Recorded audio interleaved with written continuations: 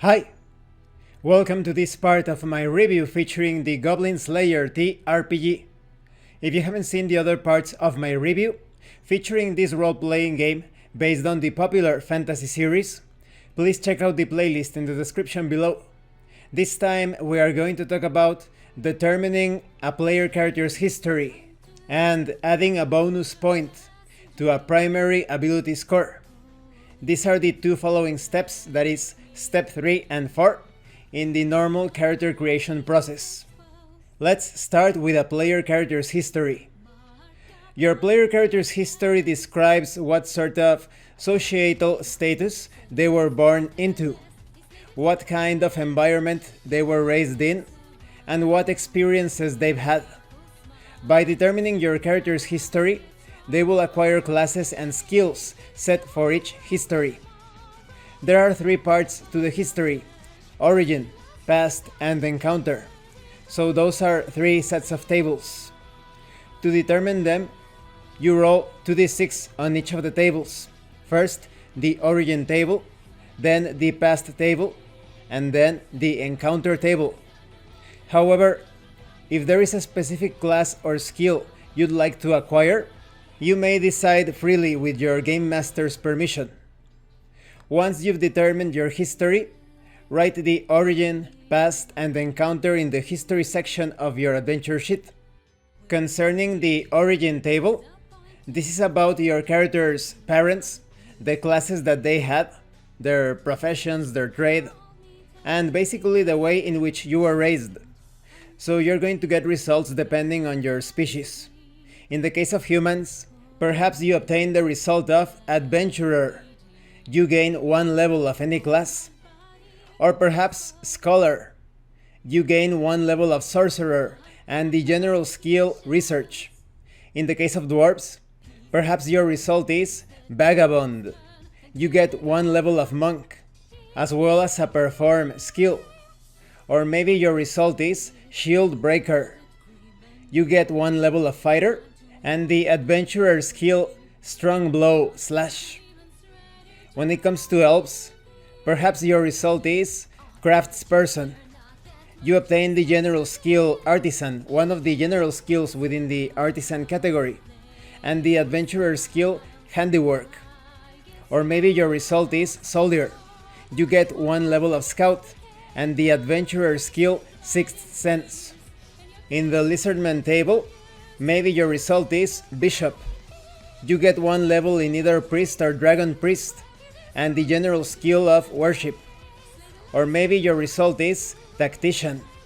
You get 1 level in either Sorcerer or Dragon Priest, and the Adventurer skill Anticipate. In the case of Rhea, perhaps your result is Poet. You gain 1 level in either Sorcerer or Shaman, and the general skill of Perform Improvised Poem. Perhaps your result is Gardener, giving you a level in either Ranger or Scout, and the general skill of Production Farming. The Perform skill has several varieties, including dance, sing, play, etc. When acquiring the Perform skill, you choose one of these. In the same way, the Artisan skill encompasses smithing, needlework, carpentry, and such. The Negotiate skill also has 3 versions: Persuade, Intimidate, and Tempt. When acquiring the Artisan or Negotiate skill, you choose one subset. Next, you have a table to determine your character's past.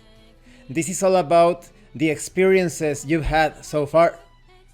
Maybe your result is Prison. You committed a crime.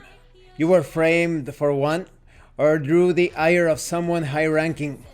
Regardless, you have served time in prison, and you get the skill of Criminal Knowledge. Or maybe your result is Luxury. You've led a life of luxury around many high-quality items or rare articles. So your skill is Appraisal. Next, you have the Determine an Encounter table, which is about an important relationship with someone. Maybe you have a fated enemy. There is someone you despise and wish dead. It could also be a group or organization. Maybe you obtain the result of Master. You have a master who taught you and guided you. And these are just some of the results. There are plenty more to flesh out your character.